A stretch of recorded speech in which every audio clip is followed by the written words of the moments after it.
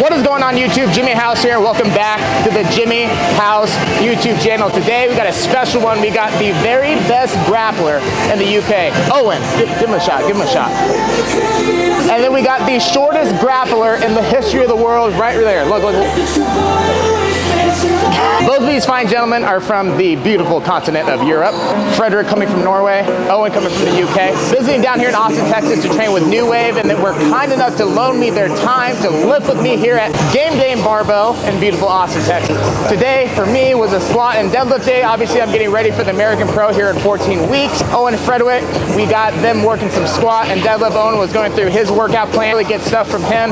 Had some plyometrics in there, some GHD, squat, Zercher, lunges. Like, he had everything in there. It was awesome to see. And then we worked some basic squat and deadlift technique with Frederick. All around, great content for you guys. For me, you get to see about where I'm at coming out of the knee injury. Today was a really good day. I squatted 545 for 3. First time having that on my back since prior to the knee injury, so that's a big PR for myself. And then today, obviously still getting accustomed to hook grip. Did 605 for a couple singles, went pretty easy. Hopefully 800 or more falls come by the American Pro. We might use 3 racks because each squat is going to be fucking... Yeah. My dumbass forgot you were 7 feet tall. I was like, I'm all like trying to be proactive. I'm like, yeah, we'll just use 2. Meanwhile, he's all like, I'm used to lifting with people that are like my height or shorter. Let me just see what it looks like for you when you elevate them. So the goal here would be use those guys, get your knees a little bit farther forward. That'll allow your torso to be more upright. So you can get a little bit lower and not have to come over as much. Good. Now instead of hinging first, break out your knees first. So bring your knees forward and push out. So knees forward and out. Right, exactly. So think knees forward, knees out, butt straight down. Yeah, much better, much better. Exactly. Good. Okay, good. Is that where you competed at for like trials and stuff too in ADCC? Yeah, 4th at 99. If you were like up closer to 99, or are you like more in the middle? Like bottom. Wow. Literally when I fought Kynan in the world. Damn. I was like 92. Like, you know. I felt good at that weight European trials. And when I felt Kynan, I thought, yeah, I'm on the way. I should do 88. He's a big guy, yeah. So is that what we're gonna do this next time? I think so, yeah. Cool. I think. I find like the style of 99 suits me more. That's true. I'm a bit stuck. I don't know whether to like try and gain just a couple of kilos. Right. Or cut. I don't like cutting even. That's a hard decision. That many weight cuts with judo. I just fucking hate weight. Really? So yeah, judo's kind of like mentally broke me with weight cutting. I see. Yeah. When did you start? Started training judo when I was 8. Wow, wow. Yeah. And wrestling too, or did that come later? Started doing a bit of wrestling to complement my judo. I never like competed as a wrestler. Okay. I just did 2 sessions of freestyle wrestling alongside judo. Okay, gotcha. And jiu-jitsu. Damn, that's cool.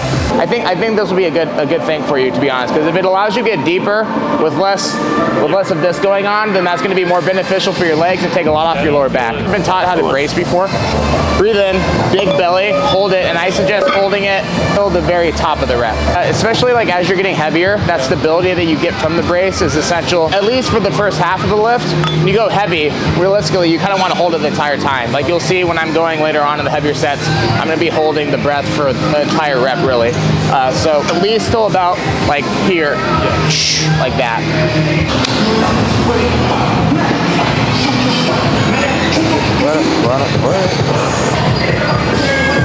Nice, bro.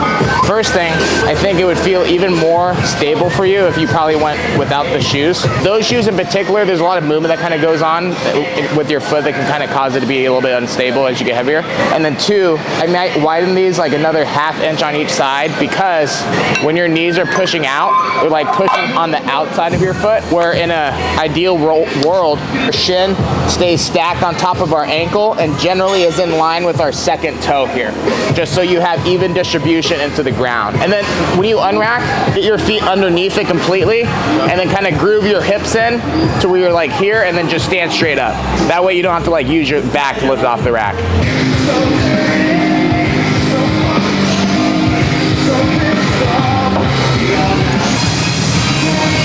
Nice, Owen.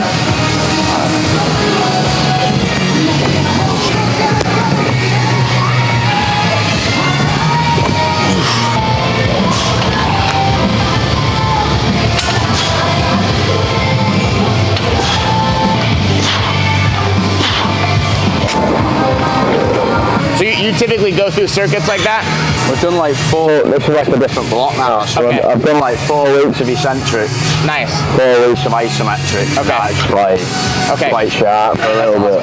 It's about a compete in September. Right. We're sharp. Trials, right? No, it's at Quintet in Japan. Oh, you're doing that? I'm doing that, yeah. That's awesome. And then Polaris Grand Prix. Sweet. I found the eccentrics and the isometrics just like massively fatiguing. Yeah, no doubt. I preferred it when I was doing jiu-jitsu, and I was like, no, get a bit sharper. Really? Oh, good. That's cool. Hell yeah. Like, this is kind of like my main powerlifting day, where I'm just trying to basically just get ready for competition. But like my other days will have, you know, whether it's jumps or sled or a little bit more athletic-based movements, and then yeah, some eccentric and isometric stuff. I don't necessarily have it in blocks like you do, but just like some sprinkle of it here and there. You know, yeah.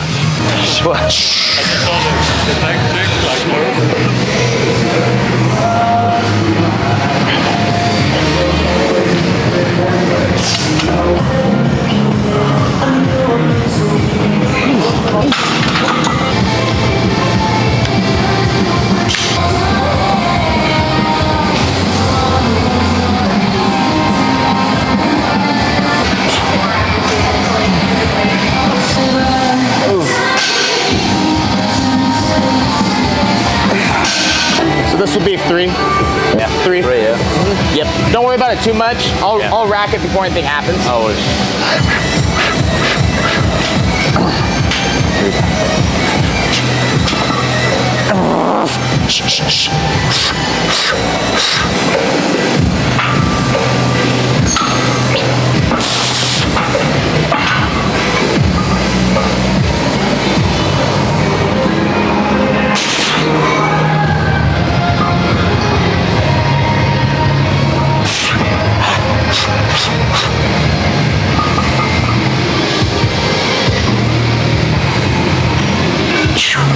Thank you.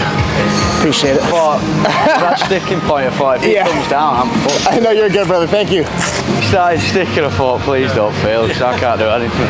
Yeah, it's my first time touching that in a little over a year. Oh, really? Because I just came out of a knee injury 8 months ago. So that felt pretty good. I came out of position on the 3rd rep, but I was happy with the first 2. So that was good.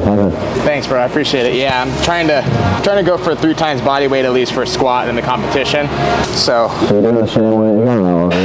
No, I dropped it down. I'm gonna do sleeveless on this one. Back down set. The sleeves are pretty tight because they're brand new. I only like to keep them on for like 2 sets and then take them off again. Yeah. It also kind of benefits me to do some of my sets without them, so I can continue to build up the strength in my knee again. That's kind of like, I think. What did you do? I'll show you the video. My friend's that's like a little bit smaller than Big Dan. He's like 6'4", 270. For training back in Arizona, and he went for kind of like an outside trip. He's really tall, and I'm not tall. So he went in, and he obviously was going for my ankle, but he came into my knee like this. And so when that happened, I felt what I believe to be the PCL tear fully, and then the ACL tore partially, and then we both landed like that, and then that's when the MCL and my femur fractured. Full PCL, partial ACL, 3 partial MCLs, and then fractured my femur slightly. Fractured your femur? Yeah, somehow. I think it's like a little bit, but the MRI picked up on something, so maybe it's a little vagina growing in there, I don't know. It's like, so you have a vagina inside of your leg. Critique your form to where you can get as close to, say, my body type as possible without the hindrance of being so long.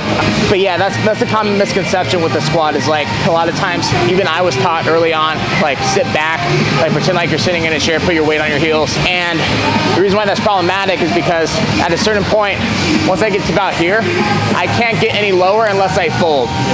So then progressing weight becomes a problem, because now the more weight you do, the more weight's loaded on your spine on top of it, like so. So that's where it becomes more beneficial to load your quads by sending your knees forward. And as long as you're progressing it properly and having accessory movements that help you kind of replicate that, it's actually beneficial for your knees as opposed to not. For you, unless you want to get like squat shoes, which is beneficial, it's kind of the same thing.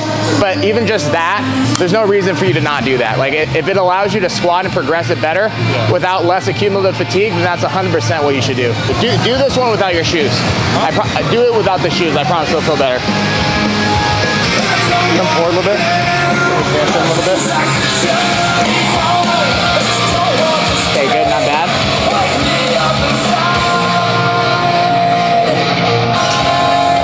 This is pretty good. Put it down. from about like this body position. Your chest is still kind of like facing the floor. Drive your knees forward and pick your chest up about an inch. So inch, inch, about here. And then just push with your legs. So knees forward just a little bit more and pull your shoulders away from the bar a little bit more. Yeah, have the bar a little bit closer to you, about right there. Better. Knees forward a bit more, chest up. Look at me. Yes, that one, good. Keep your arms long. So keep them long, keep your shoulders where they're at, but just drive your knees forward like so. You just don't want to lose tension in your arms. So for example, come to the side. I want to find the point with my hips to where I can meet the bar to grab it and they don't need to drop any lower. So as soon as I can grab the bar, this is about where I need my hip to be. From here, I just drive my knees forward and my chest comes up, but my arms stay long, so I still have tension in my hands. Don't shrug, do a reverse shrug if anything. Think of this as like towing something on the truck, so when you elongate or take the slack out of the rope, you're less likely to run into like a jam. So we pull the slack out of our rope, even in the shoulder because it runs all the way up, and then we just press the gas with our legs and push. Before you lift, see how my hands are holding tension like that? Do that before you lift at all. That'll make sure that the tension is in your hands. I thought you removed slack by taking shoulders. Not shoulders. Let the bar pull down on your hands and pull your shoulders away from the bar. So have the bar cut your foot in half. Yeah, it's good. Pull your shoulders away from the bar. Yeah, so you don't do this, you can do this. Right, now keep them there, knees forward, chest up. Better, keep the arms long, keep the tension in your hands. Okay? Yes, I like that one. And still use your bracing here too. So before you, and come up. Nice, that's a good one. That's a good one. Good. What I'm saying, like, that's a good one. Study those ones. Those are the ones where you have everything in line. The bar's over your center of gravity, and it's one complete movement coming up. Some of the other ones, you're just like a little bit in front of the bar. You had a little bit of slack in your arms. The other ones, though, like, we're pretty spot on. You should be able to see and tell a difference, like, especially as the weight goes up. That was awesome. Good job, bro.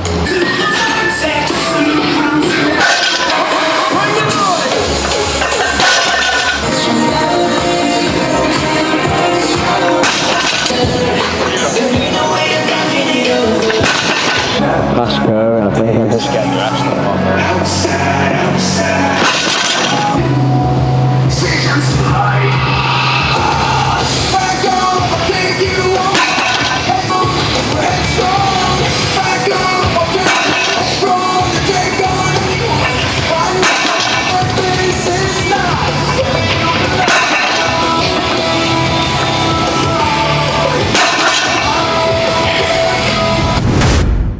Now, if you guys are interested in this process for me, leading into the American Pro, make sure to like, share, comment, subscribe, send Matt's mom an email, give Matt's dad a holler at work. We'll see you next time. Peace.